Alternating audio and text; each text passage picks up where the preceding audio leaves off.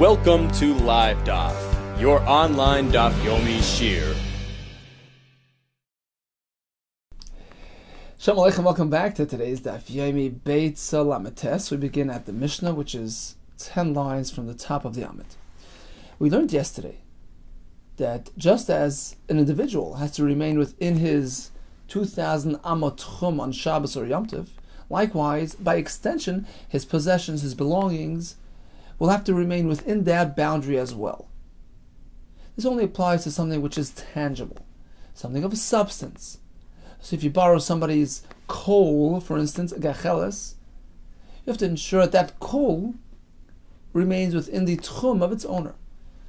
But if it's something that doesn't really have substance, a shalaheves, just a flame, that's not considered something tangible, it's not something of substance, and is not bound by the tchum of its owner. Says the Mishnah, hagacheles, kiragli haba'alam. One's coal has to remain within the boundary of its owner. Kiragli, as the feet, haba'alam, of its owner. V'shalheves b'chol makom. But somebody's flame, you can take that any way you want. So, suppose you took someone's flame and you made an erev, which allows you to walk 4,000 amah in the other direction. You can take the flame in that direction, even though the owner of that flame has not made an erev, which allows him to walk that far. A shalheves is not bound by its owner's tchum. Another difference between a gacheles and shalheves: gacheles shal hegdish or ya'alim ba. If one partakes in a gacheles of hegdish, of the Beitzah Mikdash, he has committed me'ilah, unauthorized use of hegdish's property. V'shalheves, but if he's simply partaking in a flame that belongs to hegdish, that doesn't have substance, loy nen, although midirabban, you're not meant to benefit from it because it might lead to a more tangible type of hana. But minat Torah, he has not committed me'ilah, he doesn't bring a carbon. It's not something tangible, it's not something to reckon with. A third application to this halacha is hamoitzi gacheles. L'shus harabim chayiv. On Shabbos, if one carries a gacheles from Rishus HaYachid out to the street, he's chayiv. He took something tangible. He was moitzei chayfetz from one Rishus to the other. V'shalheves pata.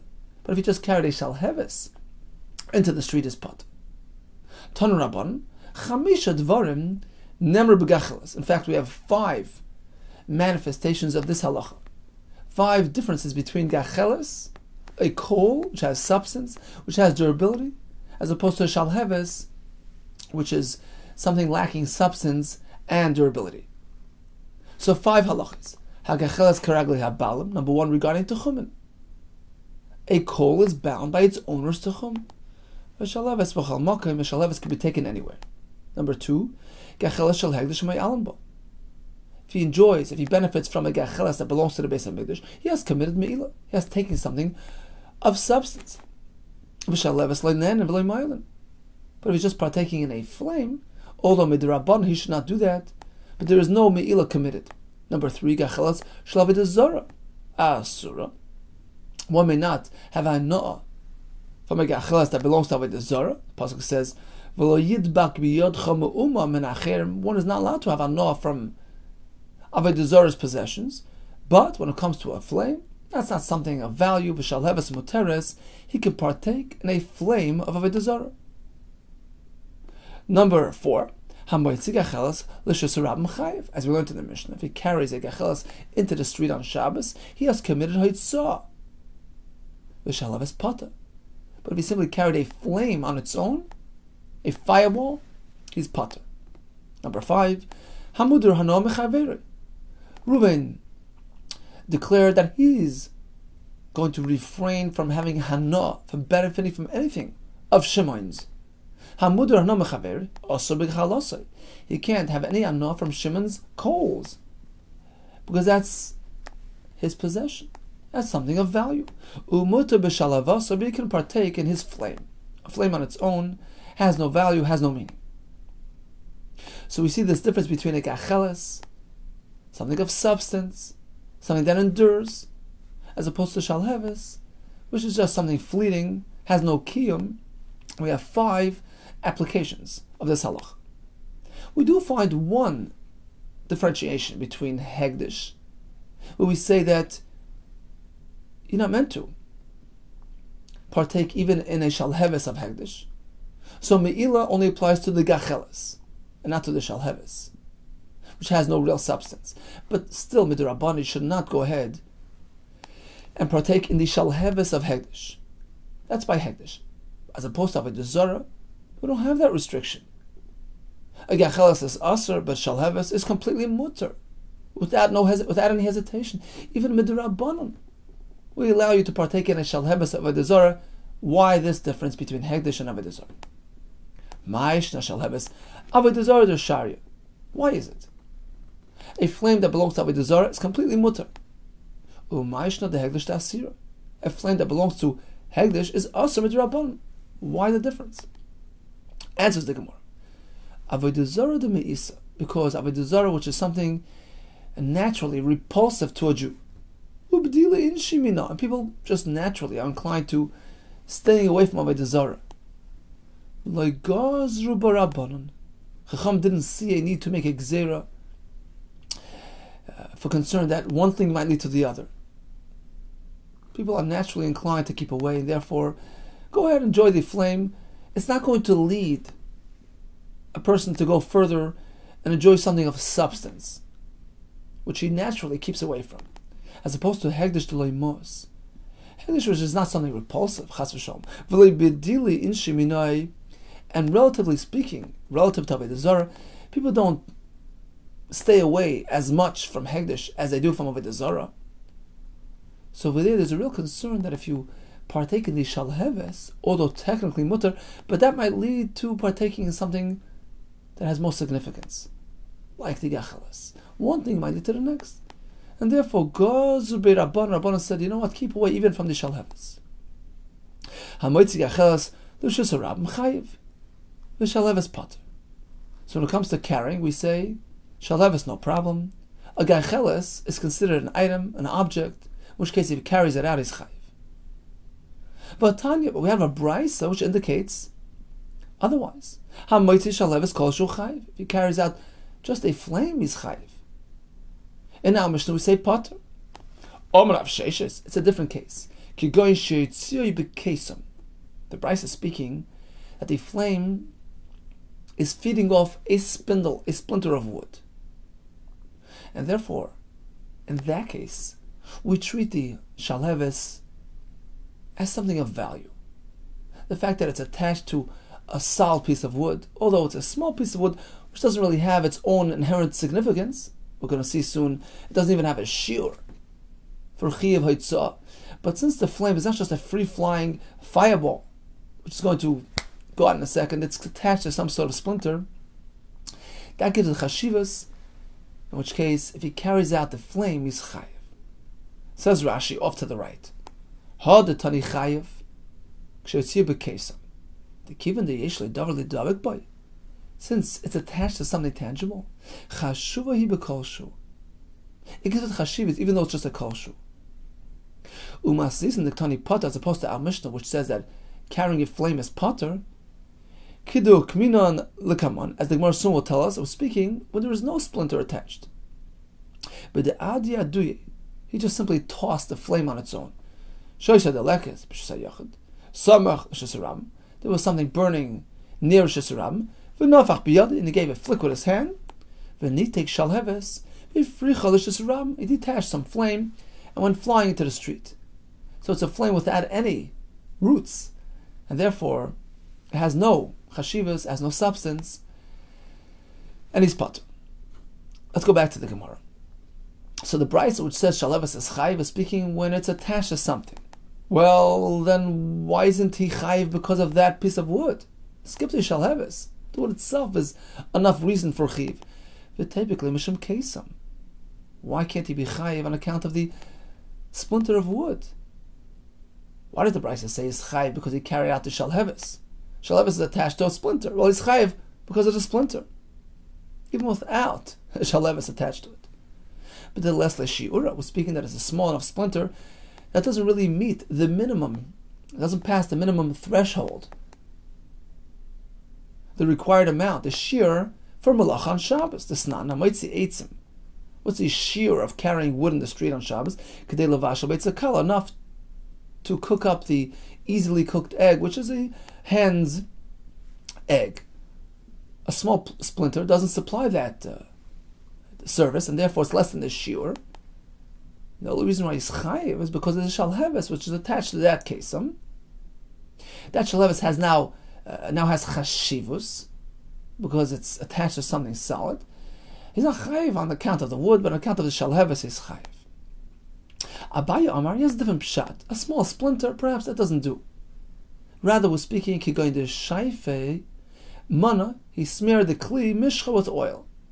So he coated the kli with oil, the itla beinura, and he attached a flame to it. So that's why the flame is considered something tangible, because it's attached to a kli, not just a splinter, a kli. Well, then he's chayiv because of the kli. Skip the flame. The kli itself is enough reason for chiyuv. Bechaspa, a broken kli, a shard of pottery, which doesn't give him chiyuv. He's chayiv because of the flame that's attached to it. What do you mean? Even a shard of pottery has chiyuv, but the less the shiur, less than the required shiur. This nan cheres. What is the shiur of cheres for Hitzah Shabbos? To fill up the gap in the window frame. Patzim are the pieces of wood surrounding the window frame. So he's going to fill the gap inside the wood there with some cheres. Divid Rabbi Yehuda, that's the minimum shear of chashivas for cheres on Shabbos. And he was speaking that it's small than that. There's no chiv on account of the cheres, rather only on account of the flame which is attached to the cheres. So that explains the Beitzah, which tells us that if one carries a shaleves into the street, his chayiv was speaking not about a free-flying flame, a fireball, rather it's attached to something, either a splinter or a piece of cheres.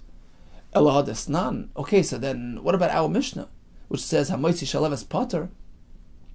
When one carries a flame into the street, is potter. What is that speaking about? Why is he potter? As Rashi explained for us, there was a fire burning, and he took his hand and he struck the flame and he detached a piece of shalheves, created some sort of flying fireball. Ad yadui, he tossed it, he shoved it into the street, just a flame without anything else. That's not considered something that has kiyum. It's not something that lasts. It's just a fleeting flame, and therefore there's no chiv for itzah on Shabbos. So in conclusion, a gachelas has substance, a shalheves does not. We have 5 applications for this distinction. Number 1, tchumen. Number 2, hoitzah on Shabbos. Number 3, gachelas shel hegdish. Number 4, gachelas shel avodah. And muder hano mechaver. The Gemara does make a distinction between a shalheves on its own, where there's no chiv hoitzah on Shabbos, as opposed where it's connected to something, a piece of wood or a cheres, where it has chashivas, and therefore there's a chiv hoitzah on Shabbos. Another chiluk we see between a shalheves of hegdish, where it's completely mutter, it's asur midrabanan, whereas by avodah zarah we're not concerned it's mutter completely, because avodah zarah is something that people are inclined to keep away from. It's not going to lead to anything more serious. Continues the Mishnah. We're going to have 3 different types of wells or water storage facilities. A bar shel yachid, it belongs to an individual, privately owned bar. We have something which is a communal bar, owned by the community at large, a city's bar. So it's sort of a partnership between all the members of that city. We have something called oilei bavel, which is not individually owned, nor is it something that belongs to the city. It's something which was built by the oilei bavel, the Yidden who would come up from Bavel to the Beitzah Hamikdash, and they built these wells or these water holes along the road, which would supply the wayfarers with their water supply. It's sort of a public entity. It doesn't really belong to me or you. It's something which was meant to serve Klal Yisrael at large. And either one of these, each one of these boires has its own halacha, its own category regarding tchumen. Says the Mishnah, bar shel yachid, my private bar, an individually owned bar, Kiragli hayachid. Its water is bound by the tchum of its owner. It's my water. V'shel anshe oiseir. What about water drawn from a public well belonging to the community, to the city? Kiragli anshe oiseir. That water has to be kept within the city's boundaries, meaning within 2,000 amma of either side of the city, because it belongs to the members of the city, it serves the city, and it's bound by the tchum of the city. Third category, v'shel oili bavel, water drawn from a bur, which was put in place by the oili bavel to serve the community at large. Kiragli mamali. There we say, water drawn from that bur is bound by the tchum of the one who filled the water. Let's go down to Rashi. It's going to be the sixth wide line. Masnis, Kiragli hayachid. So a private bur follows his tchum. Ein malichin hamayim el kiragli bel habur. The water can be taken only as far as he can go. If it's a city's facility, Kiragli oiseir, alpayim cholruch chutz liboreh. So you have the Ibura Ir, right? You have the 70 Amma plus, that's considered the municipal boundary of the city, and then 2,000 Amma past that. A third case is V'shel oili bavel. Ha'asurin lo ivrei drachim was meant for the travelers, b'emtzat derech, v'oso b'nei hagoyla l'shtes ba'aloisam. So that water is considered public water. Kiragli hamamali. Why? P'neishu hefker. It's ownerless. V'hefker nikni ba'gvol. And when one picks up hefker, he's kaina, and becomes his. So it's bound by his own personal tchum.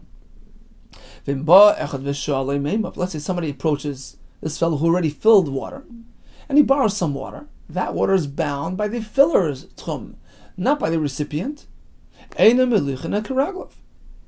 only take it as far as the filler can walk, because it's been committed and bound to his tchum once he filled it and was zoich in that water. We don't say the water itself has its own boundary. But last like the Rabbi Yehuda, we mentioned this yesterday briefly. Nuri holds that even ownerless objects acquire their own tchum. We don't say that. This Mishnah doesn't follow that shita, and therefore, this water at this point, until it's filled, is considered ownerless, tchumless, boundaryless, and only when it's filled into one's bucket, he is zoich, and then it's incorporated into his possession, so to speak, and is bound by his tchum. Oh, asks Rashi Akasha. Well, if hefker is not koine shvisa, it doesn't acquire its own tchum.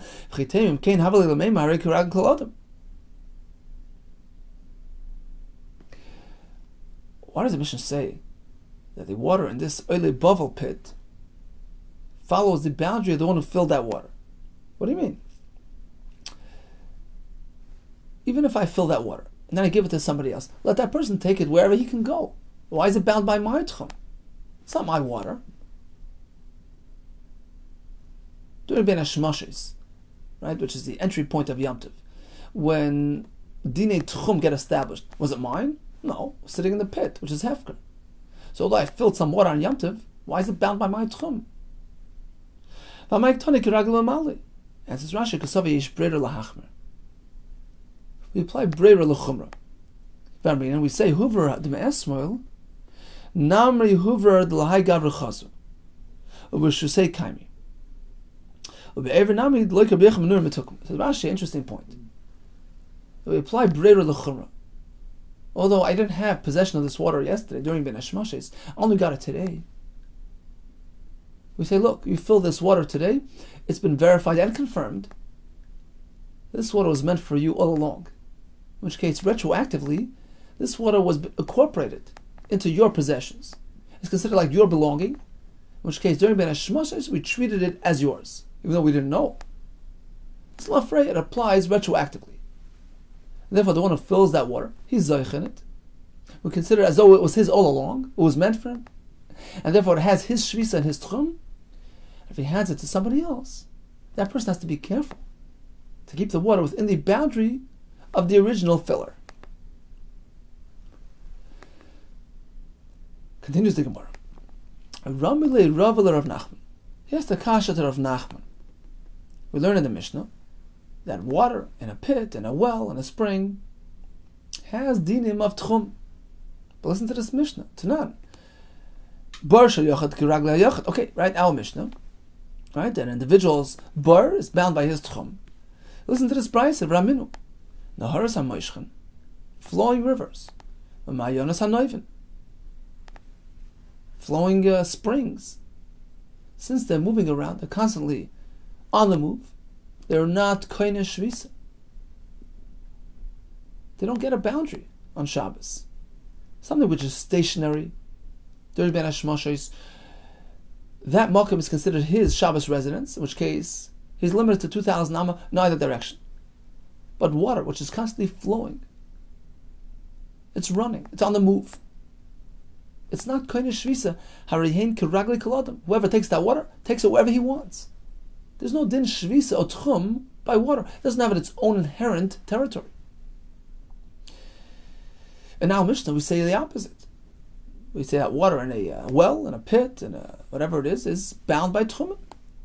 Amar, Rabba, we're speaking about a different case. Hachab ma'askina. The Mishnah is speaking about b'mechunasin. The water is contained in its place. It's stationary. It's not flowing or running, and therefore it has tchum. As opposed to that Beitzah, the haras hamoishchen, mayonos hanoivin. They're flowing. They're running, and therefore they don't have tchum. Vitmanami. We learned likewise. Amar Abchia bar Abba Amar Shmuel b'mechunasin. I'm just speaking about water which is contained in its place and stationary. So we had bar shel yachid, which is bound by its owner's tchum. We had a bar which belonged to the city at large, that's bound by the city's tchum.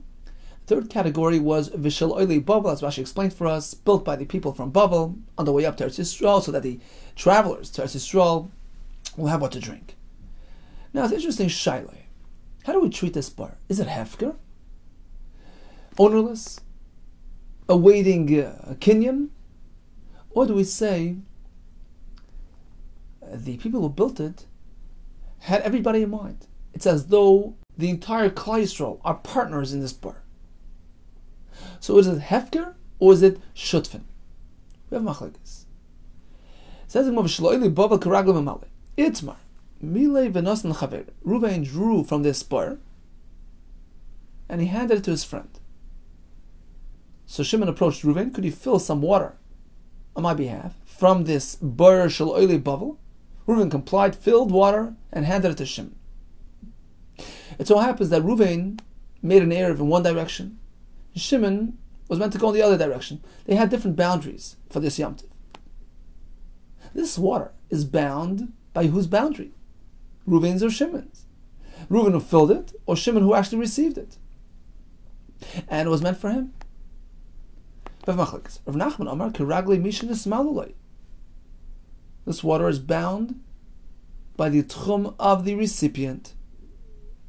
Because I asked Reuven to do it for me. He's my shliach. It's my water.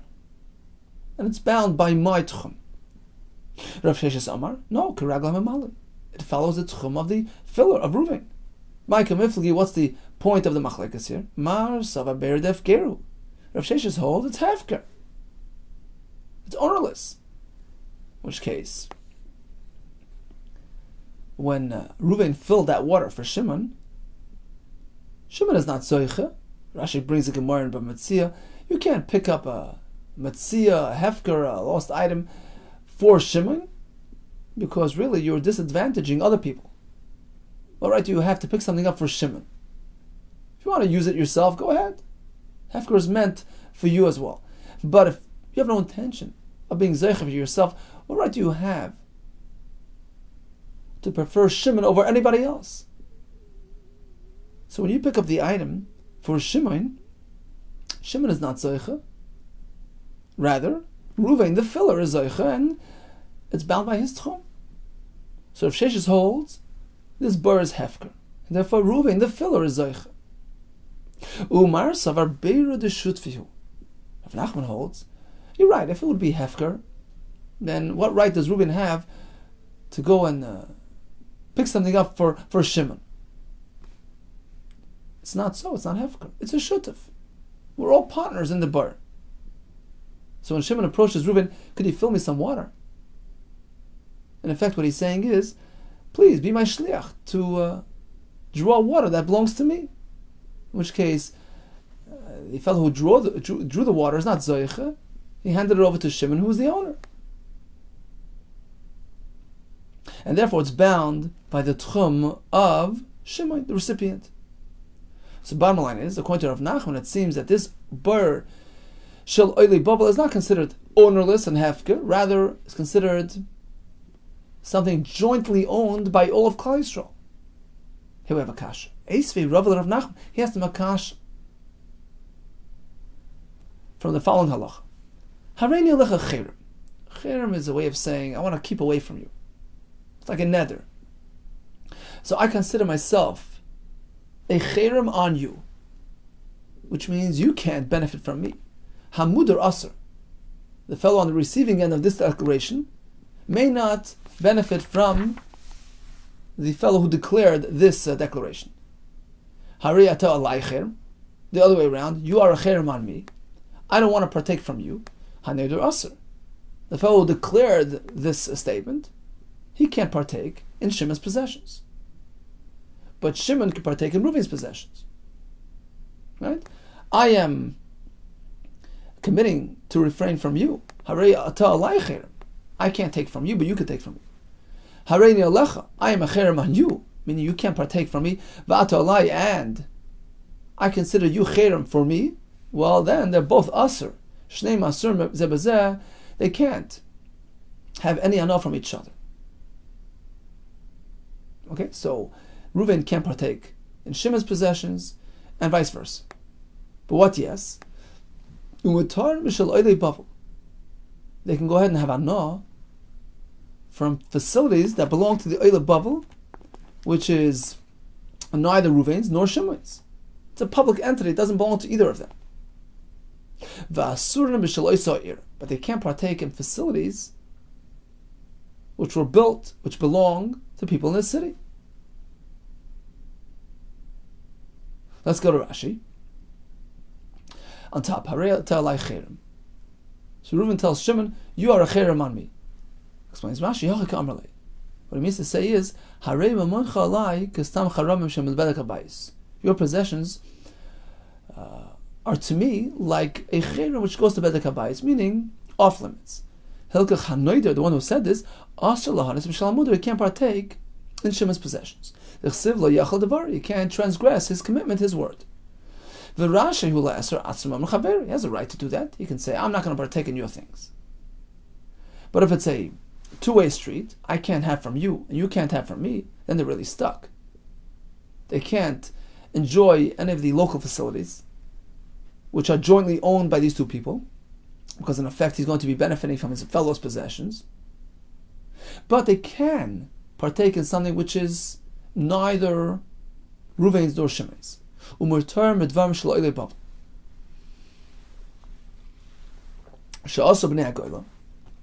Facilities put in place by the Bnei HaGoyla. Why is this different? It doesn't belong to either of them. It was rendered hefker, ownerless. Anybody can enjoy it. It wasn't meant as a partnership. When the Oile Bava built this bar, let's say, what they had in mind is anybody can take it.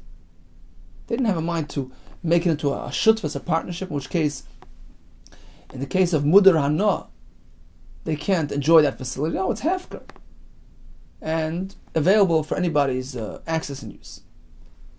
However, things that belong to that city, like a shul, that they can't use. Because in reality they're partners in that facility. Each fellow has to keep away because he can't benefit from his friend's chelak in that facility. Continues the Gemara, 3 lines from the top. What are examples of public facilities, of things that belong to that city? What are things that are considered Oile Bavel, in which case is no concern because it's communal, it's Klal Yisrael, it's hefker. Harabayis, halishkos, the chambers of the Beitzah, va'azoris, the open areas of the Beis Hamikdash. Ubar shel emtza haderech. Oh, here's a punchline. A bar middle of the road. That's the bar shel bavel which we mentioned in the Mishnah. It's considered hefker, and they can both use it. Okay, we'll get back to this in a second. Continues the halacha. Ve'elohein shel oisa'ir. Give me examples of things that belong to that city. Harachayiv, the town square, Beis HaKnesses, the shul, Beis HaMerchos, the bathhouse.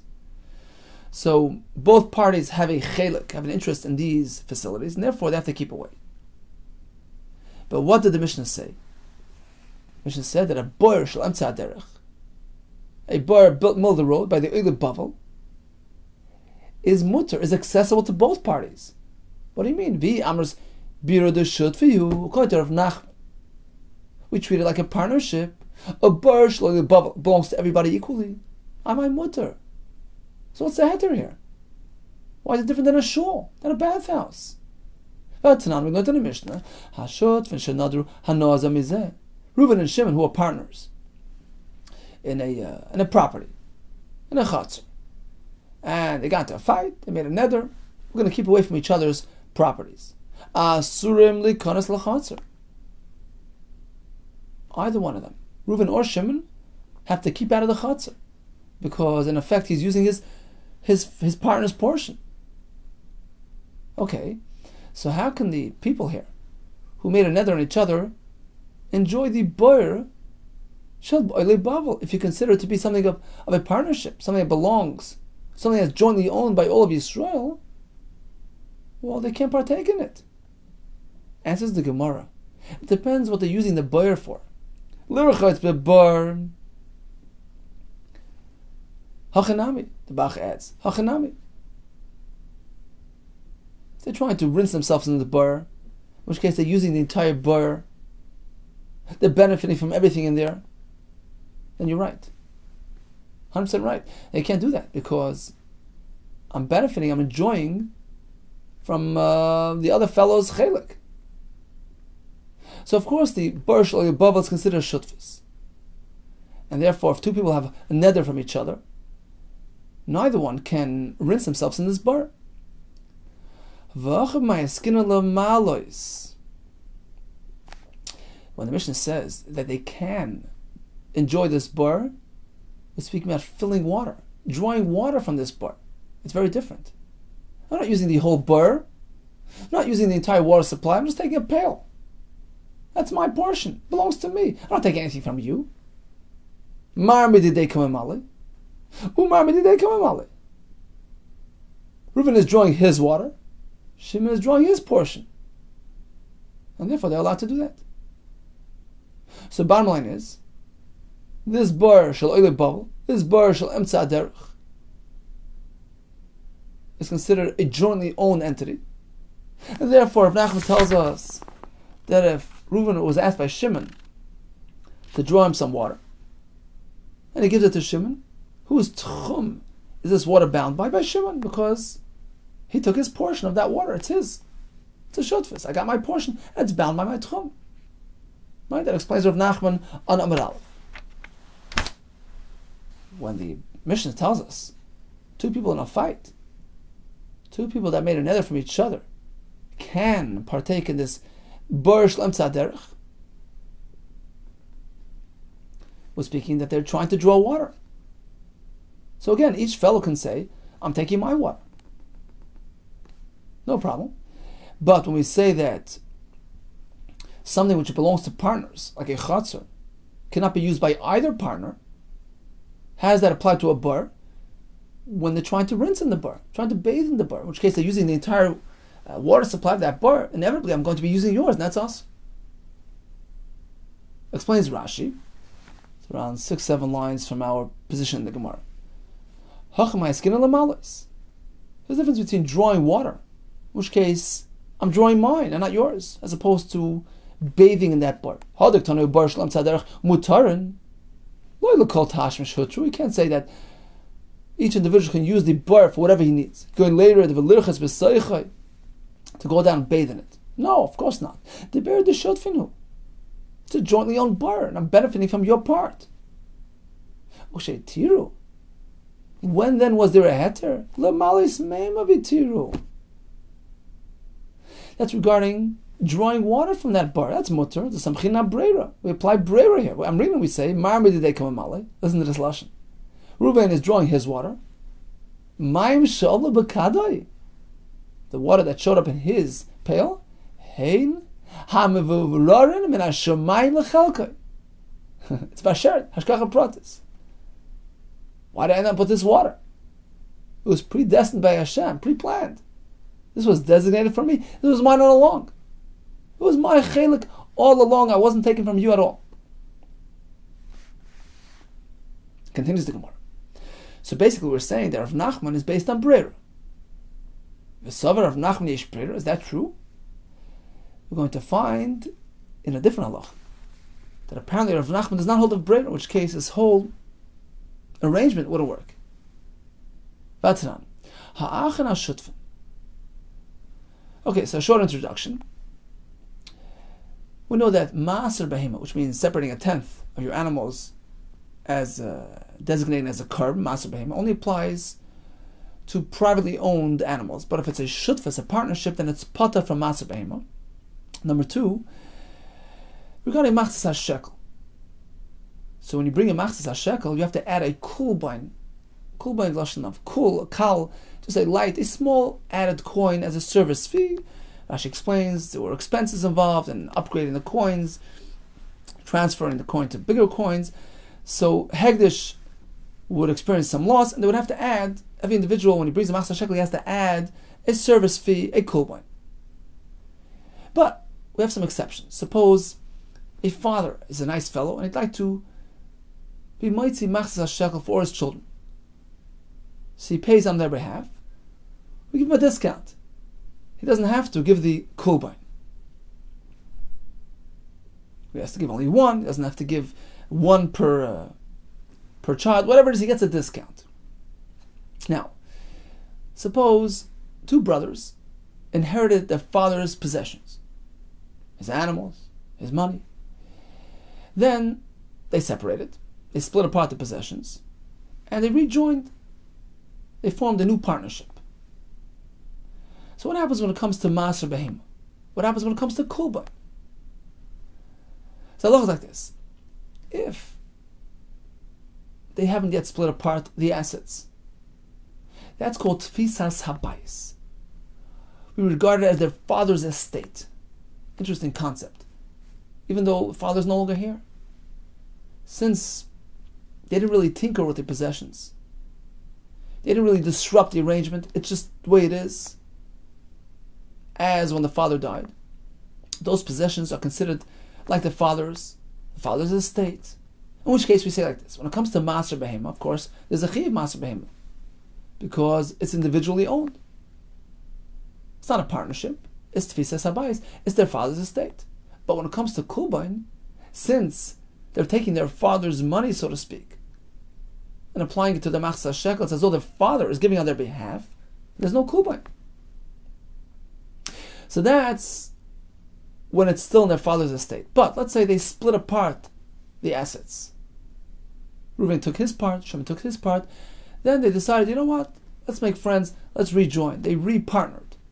They became a shutf. So now the halacha switches around. With respect to Maaser Behema, they're potter, shutfan potter. With respect to Kulbain, to use that money to pay the Machzis HaShekel, they're chayv in Kulbain. Because there's no p'tur of shutfan by Kulbain. It's their own private possession, their own private money. It's no longer regarded as their father's money. When the father gives on behalf of his children, he's potter from Kulbain. But in this case, they already disrupted the assets. They disrupted the estate. They divvied up, and then they repartnered. It's their own private money. They're chayv in Kulbain. Says the Mishnah, Vatnan ha'achan ha'shutfan, brothers who happen to be partners. In the case where they divvied up the nechasim and partnered together, it's no longer their father giving Machzis HaShekel on their behalf. It's their own money. They're chayv in Kulbain. P'tur Maaser Behema, then they're exempt from Maaser Behema because a partner is potter from Maaser Behema. Maaser Behema. Suppose they have not yet split apart the assets. It's still their father's estate. It's not a shutfas. The chayv Maaser Behema. P'tur min al Kulbain. In that case, the potter from Kulbain. It's as though the father is giving on their behalf. So that's the Mishnah. Rav explained, Lo shanu. When do we say that once they divide and then partner together, it's considered an ordinary partnership? All depends how they divided the assets.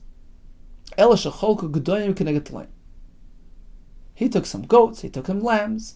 And he took some lambs instead of the goats. So it was sort of an uneven split. Because really each one's entitled to half goats and half lambs. They decided, I like goats better, I'll take everything. You take all the lambs. So there was sort of an exchange that took place. In which case we say the father's estate has been disrupted. And now when they rejoin together as partners, it's considered a new partnership. But if they split things evenly, right down the line, right down the middle, he took 5 goats, he took 5 goats. Lambs, keneged lambs, each took 5 lambs. Then we say there was no disruption of the estate whatsoever. Each fellow's portion, each brother's portion, was the chelek that was coming to him from day one. Because each fellow was entitled to half of the lambs and half of the goats.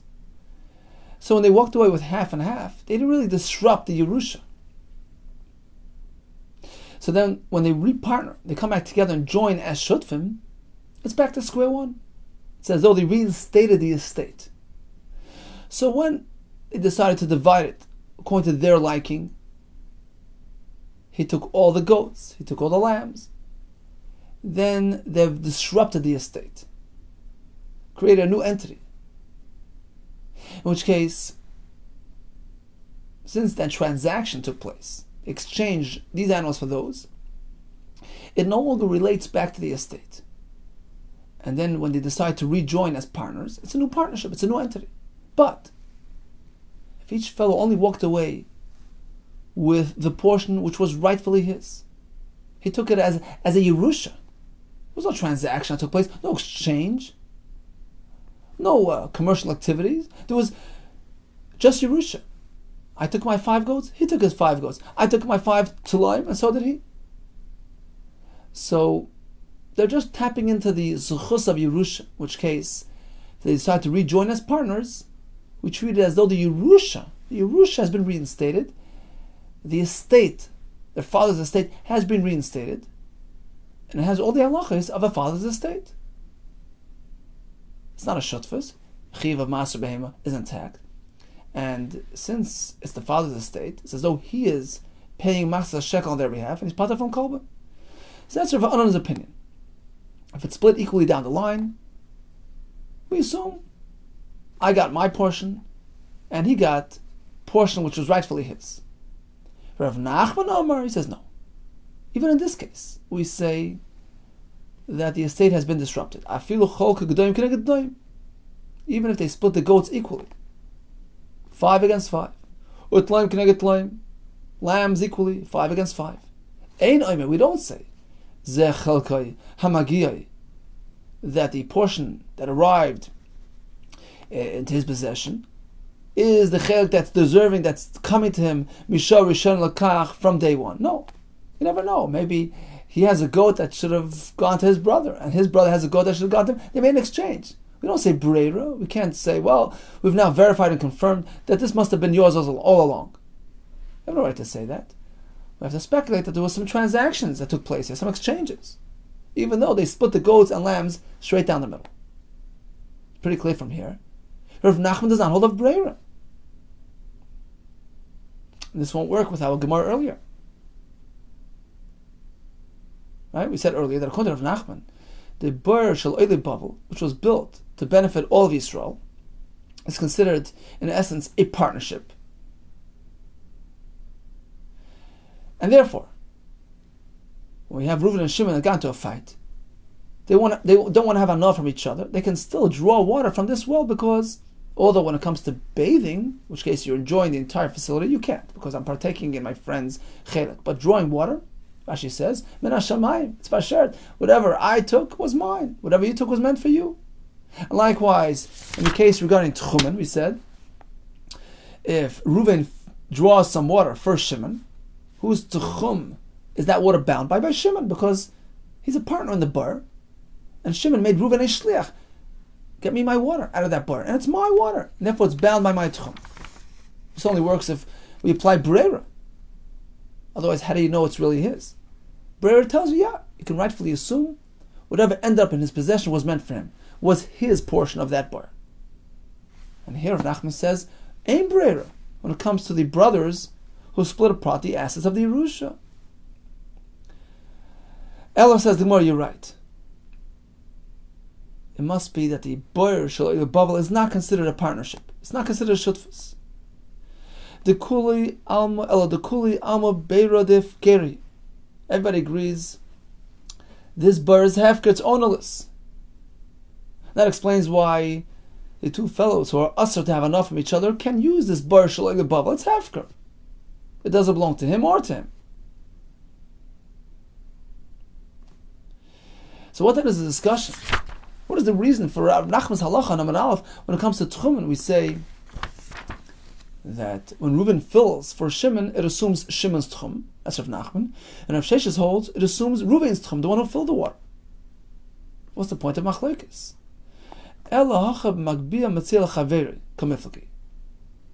Question is, when Reuven picks up a mitzvah, he finds something in the street and he picks it up for Shimon.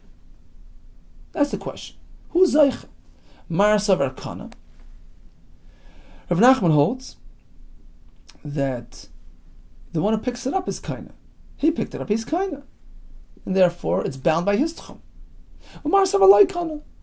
Rav Nachman holds, no. That although Reuven picked up the Metzia, in this case he drew water, but since he did it for me, he didn't have a mind to be Kaina. He gives it to me, I'm Kaina. So Shimon is Kaina, and it's bound by his tchum. So all agree the water is hefker, and therefore two people who are mudar hanaf from each other can enjoy that water. Without brera, it's hefker. It doesn't belong to you or to me. When it comes to tchumen, it's a side point, side question. Do we say the one who filled it is kaina?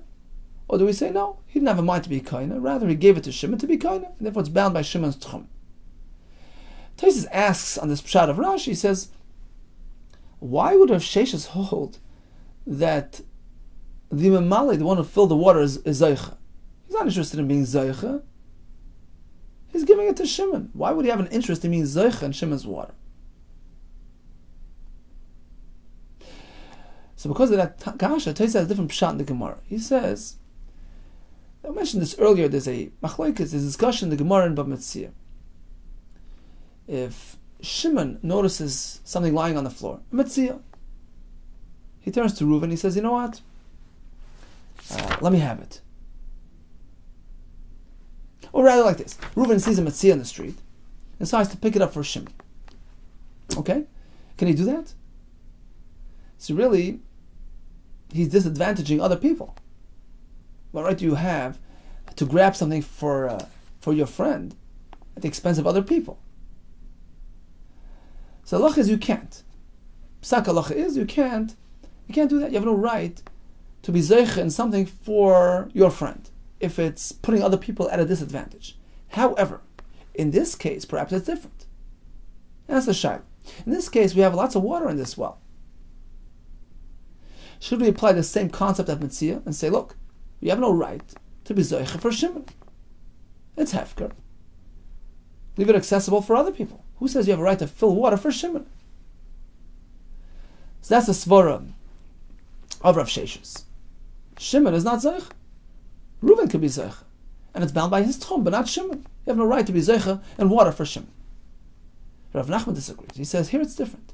Generally speaking, I agree. You have a $100 bill on the street. It's $100 bill. What right do you have to grab it for your friend? If you want to use it for yourself, gesundheit, but you have no right to be zeicha for Shimon at the expense of other people. Because it's $100 bill. But in this case, where Rashi Tosfos says, Ikav harbe mayim, plenty of water in the pit. Many people can come and fill. Here it's different. Says Rav Nachman, here it's different. Here you have a right to be zeicha for Shimon. I'm not really disadvantaging other people. And therefore, if I fill water, if I draw water for the sake of Shimon, Shimon is zeicha in that water, and it's bound by his tchum. So that's the conclusion of the Gemara. A bar shlo the bavel according to all shittas is hefker. The question is, when Reuven fills for Shimon, who's the one that's Zeiche? Reuven, and it's bound by his Tchum, or Shimon, and it's bound by his Tchum? So what we learned today, we started with the distinction between a gacheles and a shalheves, with 5 applications. A gacheles, a kol, is bound by its owner's Tchum, but not a shalheves. When it comes to Hoitzah on Shabbos, carrying a gacheles into the street is chayiv, something tangible, something that lasts, as opposed to shalheves, where it's pater. Unless the shalheves is attached to something tangible, like a piece of wood or a piece of cheres.